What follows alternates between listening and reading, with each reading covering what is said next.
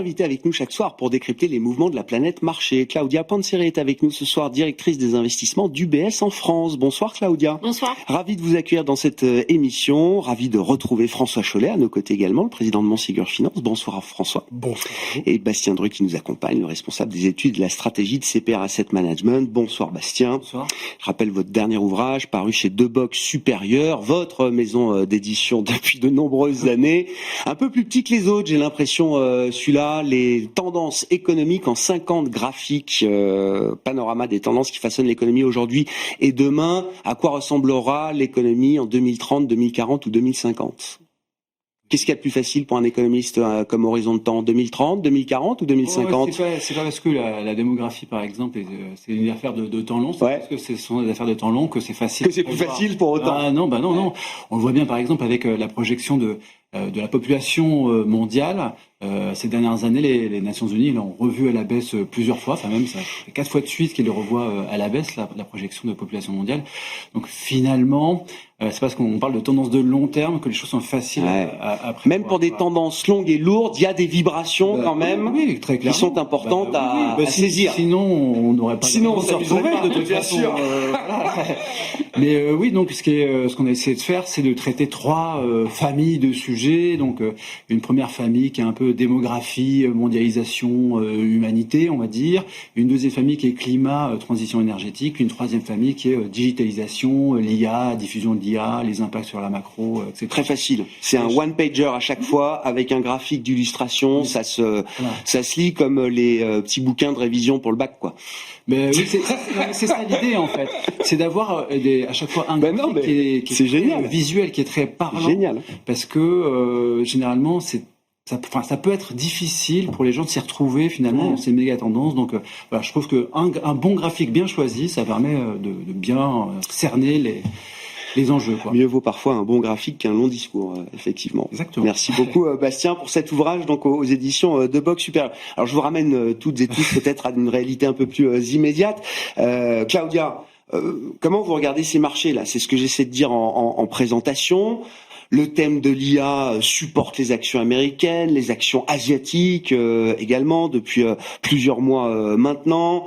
Alors la tech européenne est sans doute une portion assez faible, mais le thème des infrastructures ou de la relance en Allemagne porte aussi les marchés d'actions en Europe. Les small caps se sont réveillés déjà depuis plusieurs mois. Et puis je le disais, même pour ceux qui ont des inquiétudes, on trouve à la fois l'espoir d'un soutien de la Réserve fédérale américaine, pour ceux qui s'inquiètent d'une dégradation trop rapide peut-être de la macroéconomie aux États-Unis, pour ceux qui s'inquiètent des niveaux d'endettement atteints dans le monde aujourd'hui, l'or est un refuge très performant. Bref, quelles que soient les convictions des uns et des autres, j'ai l'impression qu'il y en a pour tout le monde dans ce marché-là.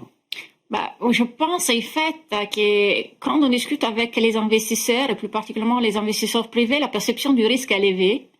Mais en réalité, les choses ne vont pas très mal.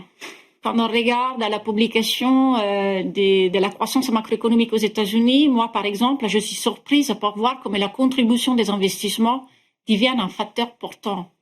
Et là, c'est toute la différence parce que pendant des années, on a regardé le marché de l'emploi. On regardait très attentivement si les créations d'emplois allaient s'effondrer, et là, on trouve un autre soutien des croissances. Un soutien des croissances qui est particulièrement important pour le PIB, et donc pour la croissance économique, mais très important pour la croissance des profits des entreprises.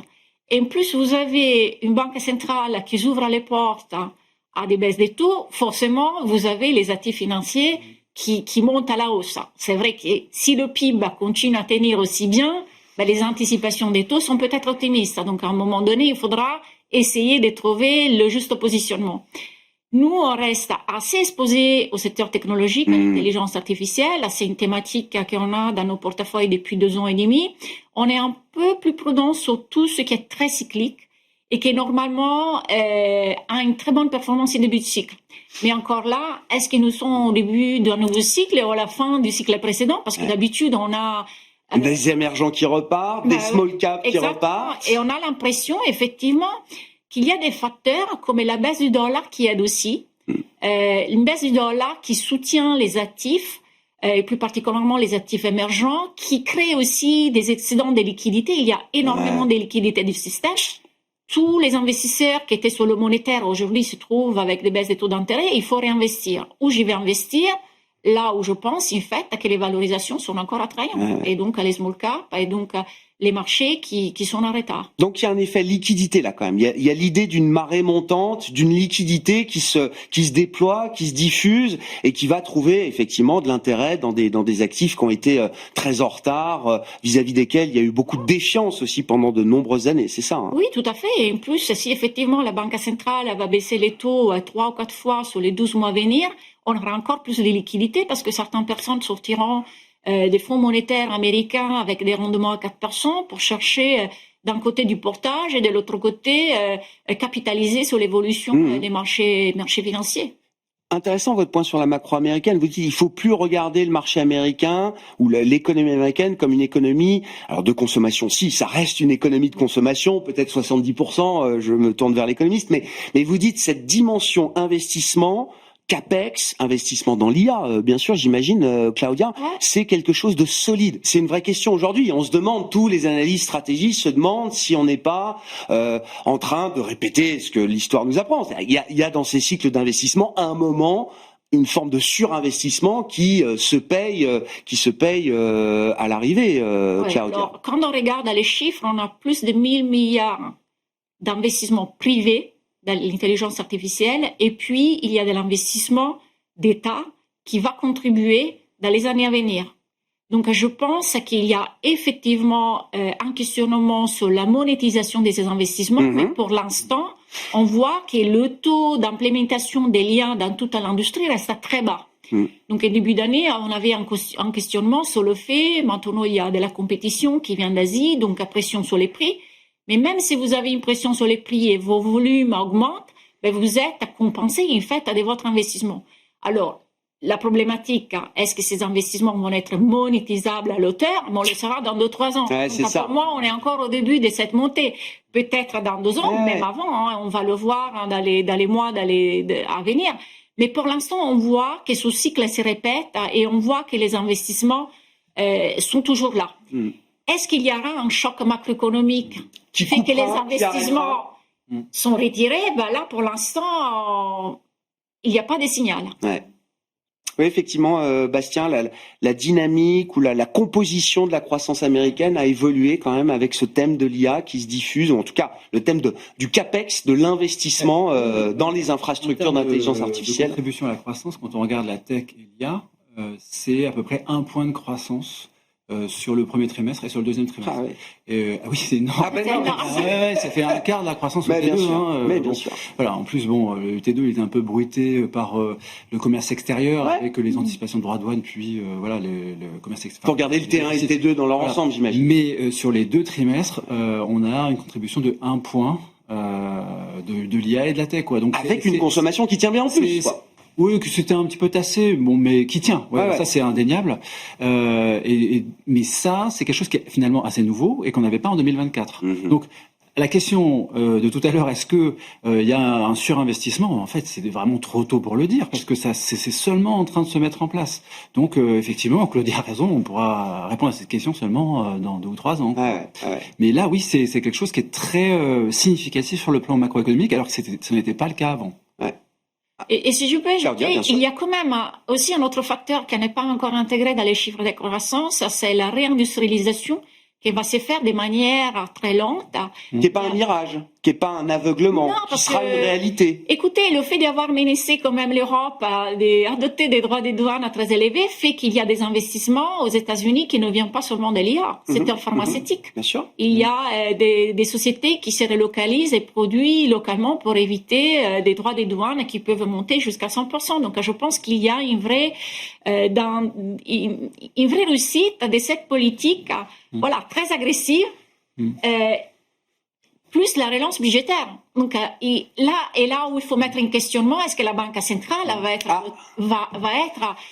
dans le scénario de baisser les taux de manière assez agressive? Ils ont ouvert les ports avec leurs projections à 4 baisses de taux, 2 baisses de taux là, puis une 2026, puis une 2027. Est-ce que le taux de long terme n'a pas augmenté? Est-ce qu'il faut se poser la question, est-ce que le taux, en fait, doit être à 3, 3,5? Et donc, tout ce qui est intégré jusqu'à là sur la cour des taux ne veut pas à un moment donné jouer et donc impacter le marché parce qu'il y a un réajustement des attentes à des taux d'intérêt. On verra bien si cette croissance nominale, si c'est le ciblage de la croissance nominale est quelque chose, une stratégie successful pour Donald Trump et son administration. En tout cas, tous les efforts sont mis dans ce sens-là aujourd'hui. François, vos commentaires, et puis je reviens à la question de départ. On a le sentiment d'un marché où tout monte. Alors, sur les marchés obligataires, ça reste un peu compliqué, mais encore une fois, sur le crédit, le portage reste visiblement intéressant, et puis les taux, quand même, arrivent à se stabiliser, là, entre 4 et 4,50 pour le 10 ans américain. On arrive à avoir un range qui apporte un peu de visibilité, quand même, j'imagine, pour les investisseurs. C'est vrai, la pontification de la courbe des taux, c'est une réalité de 2025, et elle apporte, effectivement, pour l'investisseur à long terme, un peu de visibilité. On se réjouit de cette année 2025 jusqu'à présent, on va le dire clairement. Les classes d'actifs et la gestion a bien fonctionné, et chez nous particulièrement, je trouve que l'ensemble des gestions a délivré. Ça paraît assez évident pour la value, puisque c'était un segment qui était plutôt porteur cette année, avec des performances autour de, on va dire, 24% au moment où je parle, sur des fonds value. Sur des fonds croissance, c'était moins évident. Il a fallu se bagarrer beaucoup plus, notamment en Europe. Oui, c'est ça. Tout dépend. On allait chercher les valeurs de croissance. Oui, mais enfin, si vous aviez les historiques, je veux dire le luxe, oui. etc., les années étaient un peu difficiles. Et c'est vrai que c'est peut-être là où je suis un peu fier de mes équipes, puisque sur cette thématique-là, ils ont vraiment fait une très belle surperformance. Et sur les small caps, qui était un des paris que j'évoque régulièrement chez vous, l'année dernière est une très bonne année, puisqu'on fait l'indice avec des small, ce qui n'était pas évident après quelques années de sous-performance quand même assez criante. Et cette année, c'est une année à plus 25 pour nous en tout cas. Et donc, c'est une très belle année. Et c'est quoi, là, sur les small? C'est une vraie tendance qui redémarre? C'est la question qu'on se posait avec Claudia. Est-ce que c'est une histoire de fin de cycle? On va chercher les retardataires comme ça, après avoir épuisé toutes les grandes idées ou toutes les grandes thématiques? Ou est-ce qu'il y a quelque chose de plus structurel qui se remet en ordre de marche, avec des croissances bénéficiaires, avec des positionnements, effectivement, peut-être encore très sous-pondérés, qui expliquent le redémarrage? Mais est-ce que l'histoire peut avoir du souffle encore devant? Plusieurs choses pour cette reprise. La première, effectivement, ce qui était vraiment dans la défiance, c'était la capacité de ces entreprises à maintenir de la croissance dans un contexte économique européen qui était plutôt leur domaine de jeu un peu étal, voire morose. Et c'est vrai que les perspectives de croissance en Europe se sont améliorées, que les plans d'investissement, notamment dans l'armement, irriguent totalement le secteur industriel et un grand nombre de valeurs de croissance de taille. C'est du wishful thinking ou c'est une Non, c'est une réalité. En discutant avec des entreprises du secteur, elles confirment quand même qu'elles n'ont pas de problème de carnet de commandes. Une réduction de décote qui paraît assez naturelle, et là c'est peut-être plutôt l'effet de la marée qui monte, qui embarque aussi la recherche d'opportunités de placement un peu en rattrapage, et puis aussi un peu plus de courage pour aller chercher des entreprises qui sont peut-être un peu moins sujettes aux droits de douane, à un moment donné, qui ont été en capacité, puisqu'elles sont plus sur une zone domestique, d'éviter cette problématique. Donc tout ça concourt, en tout cas, à un vrai rattrapage. Il reste encore de la place, à mon avis, sur ce rattrapage, tout simplement parce que la décote qui avait été créée était assez historique. On était sur des niveaux de 15 ans inconnus depuis une quinzaine d'années. Bien sûr. Et c'est une thématique qui collecte à nouveau, enfin, qui ait des effets de marché positifs, c'est une chose, mais est-ce que les fonds, les stratégies se remettent à collecter un peu? Est-ce qu'il y a de l'argent frais qui arrive dans ce thème-là? La gestion active a du mal à collecter, la gestion active action a du mal à collecter, parce que tout simplement, ce sont les ETF qui ont pris la main sur cette catégorie-là. Dommage, parce que dans l'univers des small caps, on peut se dire que la gestion active a encore vraiment des droits à faire valoir, entre guillemets. Alors, on a une particularité sur la gestion que nous faisons sur la gestion small, c'est que on a voulu s'exonérer de tous les biais et de connaissance des entreprises directes et de surreprésentation de zones géographiques ou de secteurs. Et donc, on a un portefeuille de 120 ou 130 valeurs, pas plus de 1,4% pour la plus très large, et un portefeuille qui tourne à peu près 3 fois par an. C'est extrêmement dynamique. L'idée pour nous, c'était d'avoir... C'est quantitatif, presque. C'est systématique, quantitatif. Beaucoup, pas que. On a une vraie approche sectorielle et top-down sur les choix, mais effectivement, le screening et le ranking des valeurs est fait par secteur, ensuite avec beaucoup d'outils quantitatifs qui nous aident à vraiment essayer d'attraper le bon momentum pour tirer la moelle de cette classe d'actifs. C'est pas évident. En revanche, pour adresser ce segment-là, quand on est allocataire, je tenais vraiment à avoir une approche assez large pour vraiment me positionner sur un secteur, sur un segment, sur une thématique, sans aller prendre de biais particuliers. Et ça nous a beaucoup servi que la France, à un moment donné, par exemple, ne représente que 14 ou 15% de l'actif des small du fonds. Donc voilà, si ce fonds vous intéresse, il s'appelle CPAM. La France et l'Allemagne, magnifiquement amené François. La France et l'Allemagne qui sont pour les small cap encore les deux marchés les moins chers d'Europe. C'est vrai. Il y a des très beaux marchés mais italiens. Il y a de très belles valeurs de croissance en Europe du Nord. Et en Europe du Nord aussi. On a beaucoup les de marchés de mid cap et de small cap qui sont de très beaux marchés profonds aussi et très intéressants. Comment vous regardez ces tendances? Alors, je mets les émergents aussi avec émergents, small cap, encore une fois des thématiques ou des classes d'actifs, Claudia, qui ont presque désespéré les investisseurs pendant des années, de voir ces marchés retrouver de la surperformance, du rattrapage. C'est juste une question de positionnement. Les émergents, le rattrapage n'est pas nouveau parce que quand on regarde les émergents, la performance de la Chine maintenant depuis le début de l'année, l'année dernière, est extraordinaire. Ouais. C'est hyper concentré par contre. Alors voilà. Ça reste très concentré. Comment vous lisez ces mouvements-là et est-ce que c'est des effets de fin de cycle? Ou est-ce que c'est le redémarrage de thèmes, effectivement, qui peuvent être porteurs pendant quelques temps Alors, ma lecture des pays émergents est un peu différente et je le répète, c'est très important parce que quand on regarde la composition et ce qui a performé, c'est surtout le secteur technologique. C'est la tech chinoise. Voilà, c'est la tech chinoise, c'est tout ce qui est lié véhicules électriques. Donc, c'est vraiment très concentré. Ce n'est pas l'ensemble du pays émergent. Donc, c'est pas le mouvement cyclique qu'on peut voir, baisse du dollar, reprise du cycle. Parce qu'effectivement, à niveau macroéconomique, on n'a pas des chiffres macroéconomiques en Chine qui sont super bons. Donc, c'est vraiment un phénomène lié à l'intelligence artificielle et encore une fois, à l'investissement en CAPEX.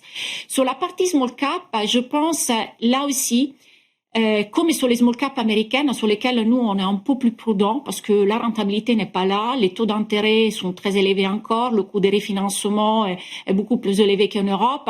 Je pense que c'est un effet rattrapage.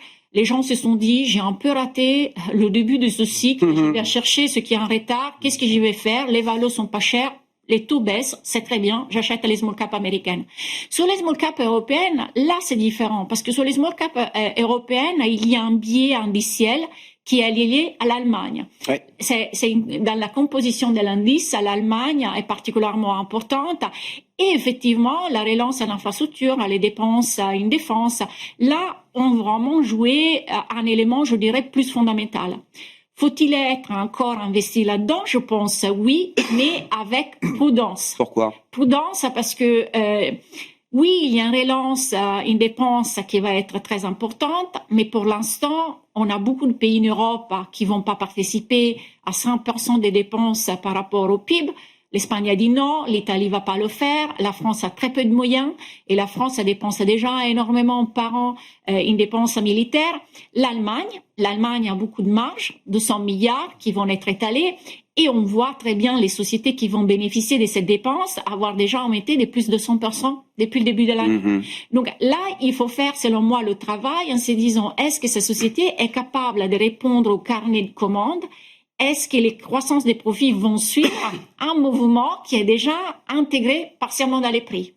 Et donc, il faut faire vraiment la sélection des valeurs et des stock picking et pas se mettre à son indice parce que les indices aujourd'hui, partout dans le monde, sont très concentrés. Il y aura un moment de rationalisation. Voilà. Je pense qu'il y aura un moment de rationalisation à partir du moment que vous comprenez bien qu'il n'y aura pas 800 milliards de dépenses en défense, que la relance budgétaire allemande va être faite sur 10 ans, que c'est beaucoup d'infrastructures et donc le multiplicateur économique n'est pas très élevé. Tous ces facteurs-là, je pense qu'il y aura une prise de conscience, peut-être même une prise de bénéfices, et là, il faudra faire le travail des sélections. Donc, on a tout qui monte, mais pour des raisons différentes et pour, je dirais, des éléments qui peuvent être très différents selon les régions et selon les segments. François? Sur les small caps, je partage cet avis. On a un premier mouvement de rattrapage qui entraîne toute à peu près de manière similaire, et puis la deuxième étape, c'est maintenant faire le tri pour continuer l'histoire, effectivement. Peut-être que le stock picking va retrouver ses lettres de noblesse, mais je pense que c'est valable à peu près sur tous les marchés qui sont correctement valorisés aujourd'hui. On est dans une période, nous, qui avons été bien challengés par les indices, il faut le dire, parce qu'ils ont été extrêmement performants dans leur mouvement ces dernières années. dans une période qui s'ouvre pour nous, en tout cas, où on espère pouvoir recréer de manière significative de la surperformance par rapport à ces indices et justifier effectivement nos frais de gestion qui sont non mais ceux qui sont qui arrivent plus élevés que des frais de gestion dans l'univers ETF. Pas toujours, et c'est peut-être quelque chose. Vous êtes aligné sur le prix des ETF, François? Pour certains fonds de fonds, quand on investit sur des parts super institutes et objectivement, on est sur des niveaux qui sont tout à fait comparables. Quand on fait fabriquer de la gestion pour nos clients, notamment obligataires aujourd'hui, on a fait fabriquer des fonds à yield à échéance pour nos clients. Le budget de frais de gestion pour ces fonds-là était proche de l'ETF standard sur la catégorie, pour ne pas citer le fabricant qui fait la concurrence. Mais là, il y a de la valeur, et c'est vrai que d'ailleurs que pour la partie obligataire, on n'a pas le même phénomène. Les ETF obligataires n'ont pas encore la totalité de la collecte. Non. On a la gestion active dans le crédit reste très pertinente. Parce que les gens comprennent bien qu'en ayant l'ETF, ils vont avoir toutes les pertes si jamais il y a un accident de crédit. Oui. Sur les actions, c'est pas encore sortir des indices dans le crédit, c'est beaucoup plus naturel. Ouais. Sur ces tendances de marché, Bastien, puis je veux bien qu'on inclue l'or aussi, parce que là, tout monte, on parle d'actifs risqués, mais il y a aussi un actif refuge, ou en tout cas prétendument refuge, qui va signer peut-être une des meilleures performances parmi toutes les classes d'actifs confondues de cette année 2025. Alors que le marché d'actifs risqués monte. Mais oui, là, donc j'ai pas regardé, mais je crois qu'on est pour l'or plus 45 en dollars, plus 46% en dollars. Depuis le début de l'année, c'est la meilleure année du siècle pour l'or. C'est la meilleure année depuis les années 70. Depuis 1979. 79, effectivement. Et en fait, là, on a vraiment le conjoncturel qui rejoint le structurel, quoi. Le structurel, c'est les inquiétudes par rapport à la dette publique. Ce sont pas des choses qui vont s'arrêter. On va toujours s'inquiéter de la dette américaine, peut-être de la dette en Europe ou au Japon. Donc ça va pas s'arrêter. L'indépendance des banques centrales, les inquiétudes là-dessus, ça va pas s'arrêter non plus. On a tout ce qui est relatif aux incertitudes géopolitiques. Et malheureusement, je pense pas que ça s'arrête prochainement. Et même il faut se préparer à des scénarios un peu plus difficiles. Et on a aussi, j'ai oublié un élément. Qu'est-ce qu'on avait donc la dette, les risques géopolitiques. Les gelées, c'est les taux réels. Et oui, l'inflation. Voilà, j'avais aussi la dédollarisation. Ah oui. Il y a quand même un peu de tendance de dédollarisation. On a vu les réserves d'or supplantent les réserves de trésorerie, c'est ça, quand on prend toutes les grandes banques centrales. Ça, c'est vrai. À commencer par les émergentes. Oui, c'est vrai, mais c'est quand même largement lié à la valorisation. L'effet de marché. C'est vraiment l'effet de marché qui fait que aujourd'hui, dans toutes les réserves mondiales, effectivement, l'or est plus détenu que les titres du Trésor américain. Donc c'est la première fois depuis les années 90. Et puis en plus de ça, comme on disait tout à l'heure, il y a des phénomènes plus conjoncturels. La Fed qui commence à baisser ses taux. Là, ce qui a redonné le coup d'envoi à l'appréciation de l'or sur l'été, c'est le discours de Jackson Hole. C'est le discours de Powell où il préannonce qu'il est prêt à baisser les taux. Et donc on a de ça. Donc la perspective de voir des taux baisser, ça propulse l'or, quoi. Donc en fait, il y a encore des acheteurs pour l'or. Enfin, je veux dire, il y a l'acheteur marginal. Il y a encore une possibilité Oui, on voit ça. Donc j'ai des spécialistes qui m'ont dit on arrête de fixer des objectifs. On est dans un tel momentum, là, on est à 3800, dans un tel thème d'investissement que on est à $3 800 l'once. Goldman Sachs parlait de $6 000. Goldman a dit voilà. Faisons une pause. Non, mais tout ça pour dire que, en fait, quand on a vraiment une conjonction de facteurs qui ne vont pas s'arrêter, je pense que le profil est quand même asymétrique. Et sur ce marché-là, et nous, c'est notre conviction, et on a un fonds de minières, bien sûr, et qui marche très bien, et les minières. Parce que derrière l'or, c'est aussi l'argent, c'est aussi d'autres métaux, tout à fait. Alors précieux. On attend de voir aussi peut-être le démarrage des métaux industriels. Enfin, il y a quelque chose qui se passe aussi dans le comportement des matières premières en général. Quand on regarde le cuivre, si on met le pétrole de côté. Le cuivre fait une très bonne année aussi, par exemple. Là, on est quasiment sur du plus 20% depuis le début de l'année. C'est une très bonne année pour le cuivre. Et on est vraiment pas très loin des plus hauts historiques pour le cuivre. Claudia, sur l'or en tant que tel, est-ce que c'est encore un actif de couverture? Est-ce que ça sert à hedger des portefeuilles ou des craintes?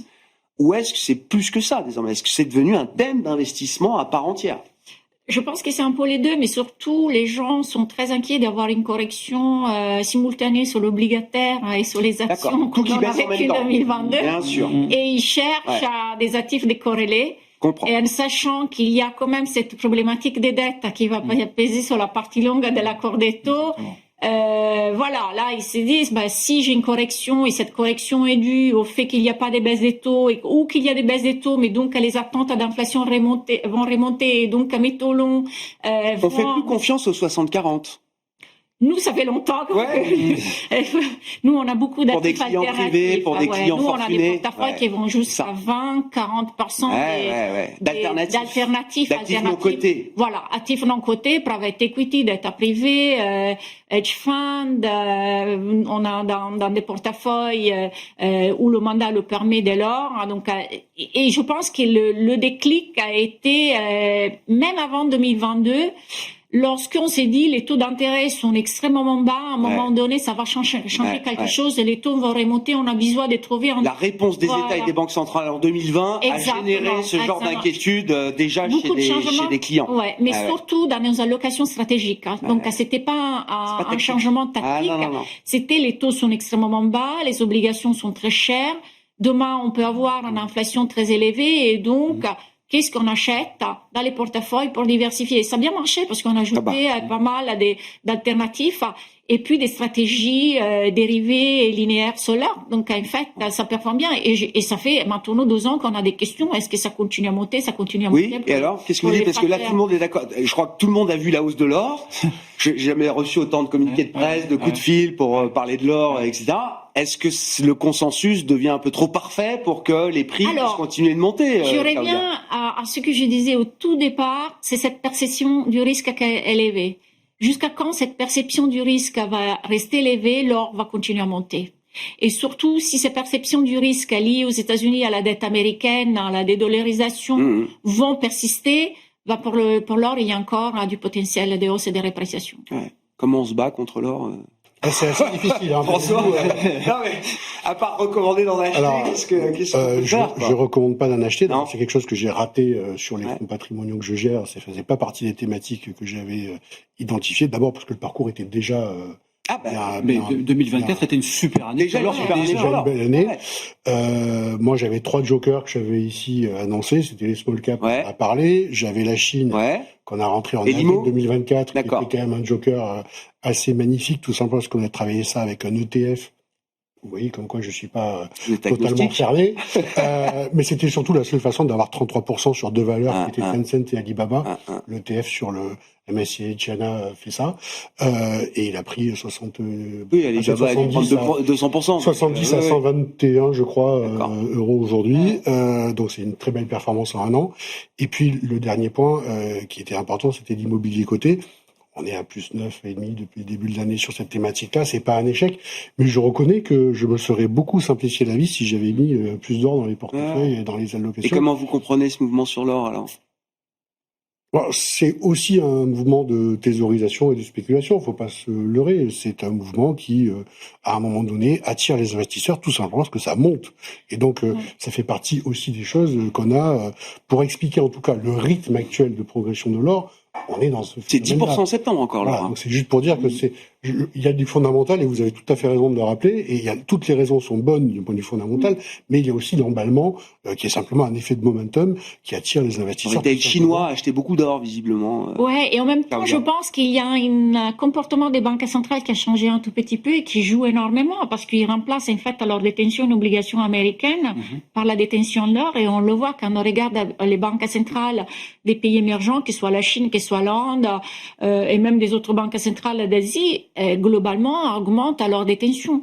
Donc je ne sais pas si c'est seulement spéculatif. Oui, peut-être il y a certaines personnes qui aujourd'hui rentrent en se disant en fait ça monte, donc je joue le momentum, mais de l'autre côté il y a un changement structurel de la composition des bilans des banques centrales. À propos des réserves de change, je vous laisse commenter Bastien, mais alors qui sera l'acheteur marginal de Treasuries demain? Mais je veux bien qu'on dise un mot de l'Europe aussi à ce sujet, parce que c'est vrai que pour le coup les obligations souveraines européennes sont assez stables. Ouais. Alors il y a eu les effets du plan de relance en Allemagne, il y a eu les baisses de taux de la Banque Centrale Européenne, mais tout ça semble avoir été parfaitement bien intégré, au point que la situation est presque figée. Qu'on regarde les taux absolus ou les spreads, malgré les turbulences politiques ici et là, les choses sont assez figées. En fait, on aurait pu vraiment avoir peur avec le quantitative tightening de la BCE. Parce que chaque année, les États de la zone euro émettent, on va simplifier, 500 milliards d'euros par an, et la BCE remet actuellement 500 milliards d'euros de titres sur le marché en même temps. Donc on aurait pu se dire comment ça va se passer, qui va acheter quoi. Et en fait, on se rend compte que finalement ça se passe très bien. Et qui achète quand on regarde les détentions, etc. C'est vraiment les banques commerciales de la zone euro. Pourquoi ? Parce qu'en fait, elles ont été sevrées pendant des années finalement pas dans tous les pays, mais je parle surtout de la France et l'Allemagne. On avait cassé ce lien entre les souverains et les banques exactement. Et quand on regarde par exemple pour les banques françaises et allemandes, la part du bilan qui est détenue en titre du Trésor, en Govie, c'est devenu très très bas. On est sur du 2 ou 3%, alors que il y a 10 ans, on était un petit peu au-dessus quand même. Donc il y a vraiment de la place. Et puis aussi ce mouvement de quantitative tightening, c'est quoi ? C'est un peu technique, mais c'est de la destruction de monnaie banque centrale, c'est la destruction des réserves qui sont détenues par les banques commerciales à la Banque Centrale Européenne.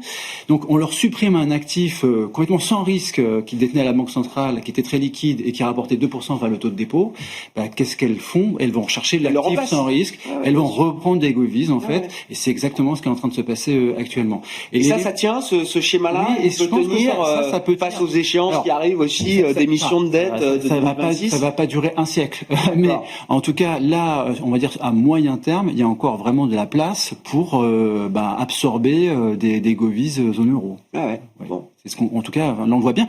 Et ce qui est un peu rassurant aussi, quand on regarde ces statistiques, c'est de voir que il y a plus de détentions transnationales. C'est-à-dire une banque allemande qui va avoir des govies français ou une banque française qui va avoir des govies italiens, par exemple. Et ben ça, ça avait pas disparu, mais ça avait très fortement diminué pendant la crise de la zone euro. Et là, on voit que c'est en train de se reprendre. Donc ça, c'est quand même un élément. Mais une forme de convergence ou de reconvergence. Ça, c'est quelque chose mis en place.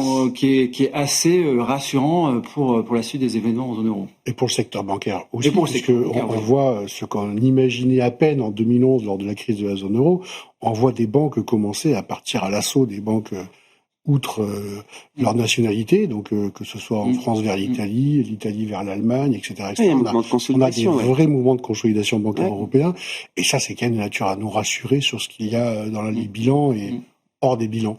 Il y a une forme d'unité qui se met en place aujourd'hui en Europe, des banques allemandes qui achètent de l'OAT française, des banques qui sont capables de se rapprocher malgré les frontières, Claudia. C'est nouveau quand même. Moi, je pense qu'il y a encore énormément de travail à faire. On essaie de trouver du bon là-dedans. C'était avant avec Claudia.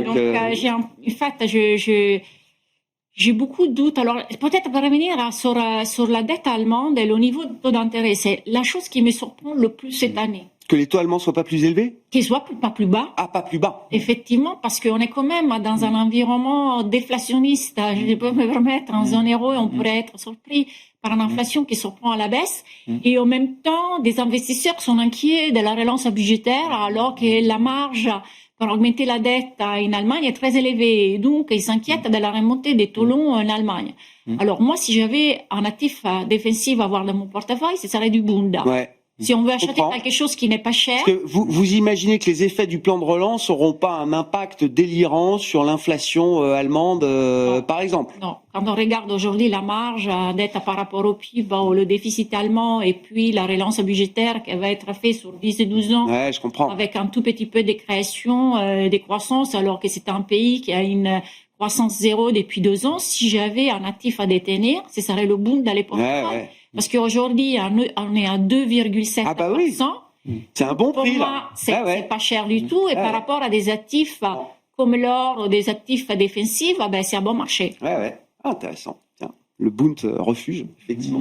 Bon, Pas le oublier, carré n'est hein, pas très intéressant. Non, mais... Mais bon, ça reste du carré défensif. À propos de déflation, alors non, du coup, la question c'était quand même sur... Non, mais parce que ça nous amène à la BCE, mais je voulais qu'on dise un mot de la Fed, Oui. enfin, surtout de l'emploi américain. Oui. Vous suivez ça de manière assez obsessionnelle, enfin c'est le métier d'ailleurs, Bastien, qui vous pousse à suivre, J'aime bien quand même, les données du marché du travail américain. Je sais que c'est un de vos dadas. Qu'est-ce que vous pouvez nous en dire quand on est un peu dans le brouillard comme ça, avec la question de la fiabilité des données, et puis même la question de l'absence de données à très court terme, puisque c'est probable qu'on n'ait pas les NFP vendredi. Les statistiques qui sortent sont pas bonnes, quoi. C'est pas catastrophique. On n'a pas des destructions d'emplois pour 100 000 par mois. Mhm. Là, quand même, un DP qui sort à moins 32 000, Ouais. c'est dans le secteur privé, c'est quand même vraiment pas terrible. En plus de ça, cette semaine, il y avait aussi les statistiques de taux d'embauche. Quand on regarde le taux d'embauche, on est au plus bas depuis 2011. Encore une fois, c'est pas catastrophique, c'est pas une chute qui est verticale. Ils disent c'est low hiring, low firing. On n'embauche pas, mais on vire pas non plus. Mais le problème, c'est qu'au bout d'un moment, le low hiring, il va faire que le taux de chômage va remonter. Et il y avait une autre statistique aujourd'hui qui est un peu moins regardée, c'est un cabinet qui s'appelle Challenger Gray, qui calcule le nombre de licenciements, mais aussi de programmes d'embauche. Et le programme d'embauche, là, ça n'a jamais été aussi bas, en fait. Là, quand on compare ce qu'on a en septembre 2025 par rapport à septembre 2024, on a une baisse de 70%. Et c'est tout secteur confondu? Oui, c'est tout secteur D'accord. confondu, oui. Et donc, il se passe manifestement quelque chose sur le marché du travail, parce que justement, d'habitude, on se dit, on ne sait pas si ça a vraiment baissé, monté, parce que c'est pas très fiable. On s'est arrivé plein de fois sur ce plateau. C'est des chiffres révisés fortement, voilà. il faut le dire. Et là, vraiment, il y a tout va dans le même sens. D'accord. C'est comme assez rare que tout aille dans le même sens pour ces statistiques en particulier. Et donc, ça veut dire que vraiment, il se passe quelque chose. Et on espère que la Fed va le voir quand même à un moment donné. Parce que, en fait, ce que j'ai fait, c'est que j'ai regardé. Parce que là, vous dites avec une première baisse délivrée là en septembre, ils n'ont pas. Le discours qui entoure cette baisse de taux vous fait dire qu'ils n'ont pas totalement pris conscience de ce que vous voyez, vous. Je pense pas. Je pense pas. J'ai regardé sur les 50. Donc, il fallait faire 50 alors. La question se pose. Et quand j'ai regardé sur les 50 dernières années, quand le marché du travail américain a ralenti comme il ralentit actuellement, qu'est-ce qu'avait fait la Fed? Donc ça couvre comme les années Volcker, etc. Même quand il y avait Volcker, quand ça ralentissait comme ça, il baissait très fortement les taux directeurs. Alors peut-être pour les remonter 12 mois après, mais il les baissait très très fortement. Et donc ça Quel que soit le niveau d'inflation. Quel que soit le niveau d'inflation. Et c'est là qu'on se dit, bon, l'inflation, ok, elle n'est pas à 2%, mais elle n'est pas à 5% non plus, quoi. Donc, mais en revanche, sur l'autre côté, sur le mandat de plein emploi, ça va pas du tout, et c'est vraiment en train de se détériorer fortement. Donc, on espère vraiment qu'ils comment qu'ils vous l'ont bien. comprenez leur prudence alors, parce que vous estimez être une prudence peut-être un peu. Je pense qu'il y a une prudence excessive, puis après, je pense que malgré tout, ils se sont un petit peu enfermés dans une sorte de posture par rapport à l'administration. Il y a un peu de ça.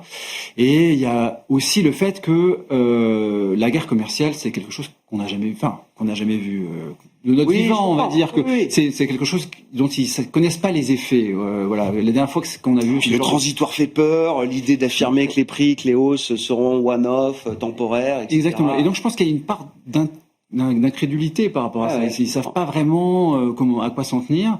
La dernière fois que les Drawdowns avaient monté aussi fortement, c'était dans les années 30, quoi. Donc voilà, c'était il y a un siècle et l'économie était complètement différente. Donc voilà. Bon, ils savent pas. En tout cas, le marché attend une prochaine baisse de taux fin octobre à l'occasion de la prochaine réunion de la Fed. Sur la fonction de réaction de la Fed aujourd'hui, Claudia, moi je pense qu'en fait, la Fed a raison à pas baisser les taux de manière agressive parce qu'il y a quand même un certain équilibre entre offre et demande. Il y a moins d'offres, mais il y a moins de demandes. Donc, en fait, je me demande où est le point où le marché du travail peut se stabiliser. Donc, oui, on a moins de créations, mais on a moins des immigrés et on a moins de demandes. Donc, en fait, le taux de chômage va peut-être pas remonter de manière assez rapide. Donc, y aller pas à pas, finalement, ça peut être ça peut justifier. Mais encore une fois, quand on voit les chiffres de croissance, on n'est pas dans un environnement de ralentissement macroéconomique qui pourrait donner vie à un effondrement du marché de l'emploi. Et après, tout l'investissement qu'il y a dans la tech et dans l'IA, est-ce que ça crée vraiment des emplois? C'est un bon point, oui, c'est vrai. C'est vrai que ça ne demande pas beaucoup de ressources. Ça dope les profits des entreprises qui sont positionnées dessus, mais ça ne veut pas forcément dire plus d'emplois. On a vu d'ailleurs que quelques coupes commencent à apparaître. Microsoft ou d'autres commencent à se séparer de quelques centaines ou quelques milliers de personnes. Un mot rapide sur la Fed. Deux points de vigilance. Premier point de vigilance, on arrive en publication de résultats. Oui, semaine prochaine, ça repart. Sur en KMCL, du trimestre où on a eu les augmentations de tarifs. Donc, ça va être peut-être l'occasion d'avoir un peu de volatilité, en tout cas sur les publications des entreprises. Et puis, peut-être deuxième point de vigilance, le marché attend beaucoup des baisses de taux, et on le voit dans les multiples qu'on a sur les valeurs de croissance. Il ne faudra pas que la Fed déçoive en 2026. Oui, le marché voit une prolongation des baisses de taux au-delà de cette fin d'année 2025. Merci beaucoup à vous trois d'avoir été les invités de Planète Marché ce soir. François Chollet, Montségur Finance, Claudia Panzeri, UBS France et Bastien Dru, CPR Asset Management.